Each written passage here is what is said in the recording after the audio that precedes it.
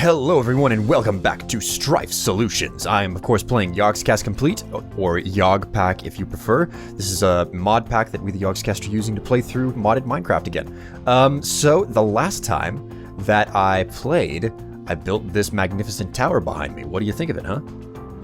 If you want to play along, you can go ahead and find, you can download the mod pack from the AT launcher. A link is in the description. But anyways, the solution tower is complete. It's finished. Check this out. It's incredible. The landscape is amazing. The view is great from up here. And it took a stupid amount of resources to work through this. In fact, it took so many resources to work, to build up this structure. If I look over here, look at how much nether brick and basalt brick I have left. I had 2 full diamond chests of this stuff. I have exhausted my supplies building this facility. It's absolutely insane. One of the things that I really want to knock out of the park right now is finishing up the aesthetics of the building, and first and foremost is getting a proper front door on this facility. So in order to get a front door on this place, I don't want to just do, you know, a tiny little 2 block tall, 1 block wide door like I have back there. That's the back door. That I'm going to leave the way that it is and just slap a nice door on it, just a simple door on it. Here, I want to build a nice, complicated, fancy piston door. Now, for those of you who watched my vanilla series over, it was a short vanilla guide series. Each video was about 8 minutes long, and I covered the basics of Minecraft vanilla from start to finish. You know, basics to the advanced. And in that series, I built a super fancy piston door, but I needed ridiculous amounts of space on the left and the right of the door in order to make it work. Well, because I'm in modded Minecraft, I have access to a fancy mod called Project Red, which is super awesome. It adds a whole lot of useful and unique things in, but what I'm really after are these things down here. These are basically all sorts of little gadgets that allow you to manipulate redstone currents in a much more intuitive manner. Well, in a much more detailed manner. And this, most importantly, red alloy wire, which is an alternative to just standard redstone. So, in order to build this door, there's a lot of stuff that I'm going to need. And this isn't a situation of I'm going to craft a fancy door. This is a situation of I'm going to need to craft tons of bits and pieces, and then I'm going to have to build the door. Block by block in the world. So, to do this, I'm going to need 6 sticky pistons, 20 plus red alloy wire, an NOR gate or NOR gate, a button, tripwire hooks, and string goes with the tripwire hooks, and I'm going to need a panel, which I'm going to need a handsaw to make. So the pistons, obviously, they're sticky pistons. They're going to move the blocks which make up the door. The red alloy wire is going to power the pistons. The NOR gate is kind of like a signal inverter. It sends out a signal all the time until it gets a signal from a button or a pressure plate. So this is going to keep the door closed until I push a button or something. And then, of course, the button and tripwire hooks to actually serve as triggers to open, so the door will open whenever I need it to. And the panel is important to control some of the redstone circuitry. So let's see. First off on this list is sticky pistons. So now, one of the great things about playing in modded Minecraft here is that normally you'd have to combine a slime ball with a piston to make a sticky piston, but I've been having trouble finding slime balls. So what I can do as an alternative is I can use a drop of rubber from a rubber tree outside that I have combined with a piston. So what I'm going to need is 6 pistons, and this requires, there we go, 1, 2, 3, 4, 5, 6. We've got the pistons down. Now I need to grab myself some rubber, which I'm pretty sure I have some, there we go, raw rubber in this one. So just slap those together there, and I've got myself 6 sticky pistons. That's step 1 out of the way. Next up is red alloy wire. So here we go, red alloy wire. If I check how this is crafted, it's just 3 red alloy ingots in a vertical strip to make 12. So if I need 20 plus, that means that I'm going to need 6 red alloy ingots. And to make a red alloy ingot, you smelt up red iron, which is made by combining a bunch of redstone with an iron ingot. So let's make 6 of these babies. I need to smelt up this red alloy compound. So I'll put it in there. Auto sort is on, and the the upgrades are already in. This is just basically where I've put my backup advanced factory. I have a better one in one of the chests here that I took up out of the shack, but this is the one that I keep on hand because, you know, whenever you're down in the mines, you never know when you might need to smelt something up. Okay, so there we go. The red alloy ingots, put that into line, and there's 24 red alloy wires. That's off the list. Next up is a NOR gate. Now, a NOR gate is composed of a bunch of circuit plates, conductive plates, an anode, and a cathode. So all of these require these circuit plates, which is just smooth stone resmelted, and it makes 2 circuit plates. The next thing that I'm going to have to make is a conductive plate, and conductive plates are just another circuit plate with redstone. Then, of course, there's the cathode, which is a redstone torch with circuit. And, of course, there's the anode, which is 4 redstone with 3 circuit plates. So, okay, there we go. I've got all of the circuit plates that I'm going to need. So, if I'm not mistaken, it was 3 conductive pipes, 4 circuit plates, 1 anode, and 1 cathode. So, a cathode, we can make that right off first. It's just a torch on top of 1 circuit plate. And then I believe the cathode was this? No, the anode was that. And then, of course, I'm going to need 4 circuit plates in the build. And I need 3 of these conductive plates. So there we go. Oh, shouldn't have come out of the crafting table there. So I should be able to craft the NOR gate if I just shift-click. There we go, a NOR gate. Next up is the button, which is just a simple piece of smooth stone run through the crafting grid. So there's your button. Next up are tripwire hooks. Now, tripwire hooks are pretty easy to make as well. It's another vanilla piece of equipment. It's just 1 plank, 1 stick, and 1 iron ingot to make 2 tripwire hooks. And I've already got some string in my inventory. So there's the tripwire hook and the string. Next up is something a little bit more expensive, a handsaw. So, got some cobblestone in my inventory. I'm going to need 2 of these sticks, but I'm going to show you the crafting recipe anyway. These handsaws are part of Project Red, and they can be crafted from a series of things: gold, ruby, sapphire, peridot, stone, iron, diamond. Obviously, what you make it out of will make all the difference for how much more durability it has, because as you use these things to cut blocks up, they will progressively lose their durability. I'm going to grab a block of red clay because that's what I'm going to use the saw on.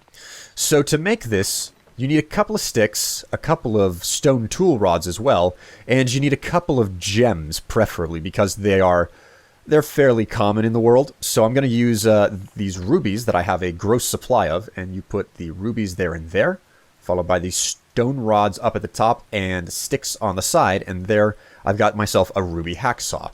Now the way that this works is that you put it in your crafting grid along with a block, and you can cut it into a slab.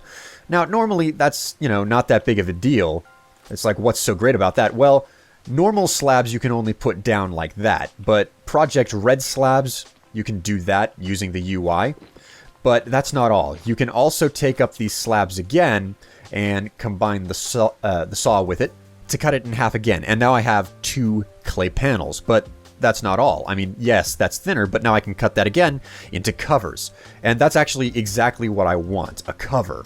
But anyway, I have everything that I need off of the list. Now it's just a matter of actually building the piston door, which is going to hold access to the inside of the building. So to build this, block count is very important. Wire placement is very important. What I put where, it all matters very much. So if you are going to copy what I'm doing here, pay very, very close attention, because if you screw something up, if just one thing is out of place, it can break, okay? That being said, I think that there's room for it to breathe a little bit, because I've built it to be particularly flexible. So, first step is to find the location of the door, and the door is specifically designed for this 3-block wide opening. I need to place it down 4 blocks back, so 1, 2, 3, 4. The piston needs to go right there, because if the piston is sitting there, it's going to extend out and take up this block, and this is where the actual block that makes up the door is going to sit. So just go to the other side and do the exact same thing there. And I'll take a little bit of nether brick. Okay, there we go. And put that piston right there, that's good. No, wait, that's not good. That's one block too far. Okay, there we go. I'll clean this up as I go on. But the next step is to put the lower block in. But obviously this means that I'm going to have to do a little bit of retooling downstairs to get it in the right spot. Okay, that should do the job. Okay, there we go. That should do.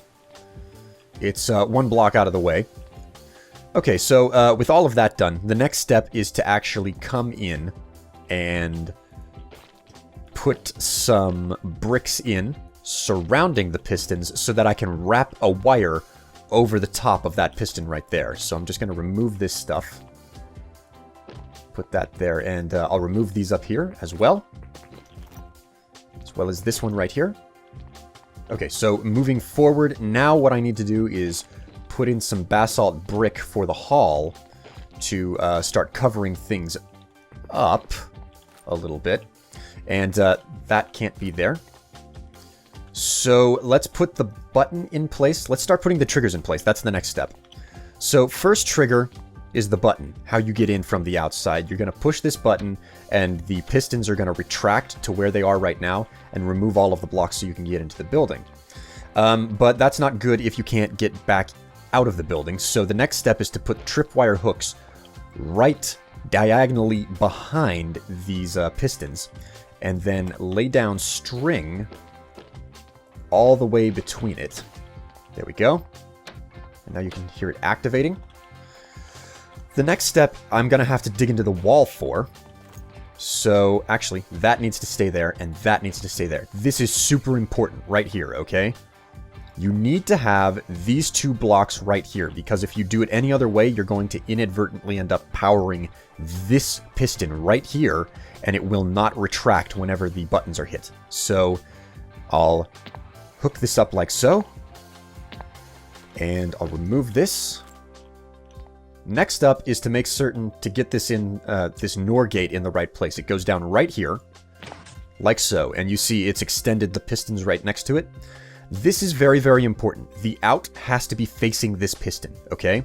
Now, the way that redstone works is that this button right here will charge this block, and this block will send a charge into this, which will deactivate the signal going out into the piston.